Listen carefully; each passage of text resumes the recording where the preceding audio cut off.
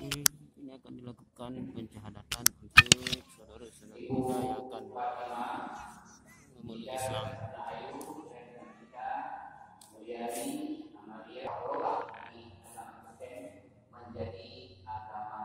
Syederalun membawa serta 7 putrinya, Fatimah Telaum Banua, dengan yakin mengucap 2 kalimat syahadat di Masjid At-Taqwa Manggeng, Kabupaten Aceh Barat Daya.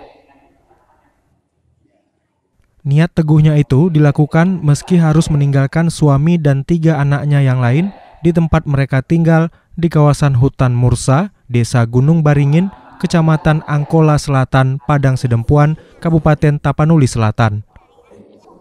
Dengan biaya seadanya, Fatimah Telaum Banua pada akhir bulan lalu hijrah ke tempat tinggal abangnya di Desa Ujung Blang, Kecamatan Labuan Haji Barat, Aceh Selatan.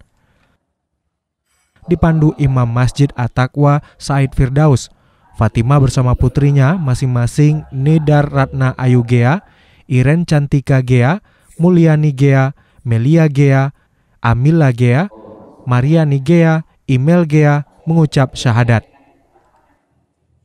Menurut Fatimah, dalam waktu dekat suaminya juga akan menyusulnya mengucap syahadat bersamaan dengan 2 anaknya, seorang menantu dan cucunya.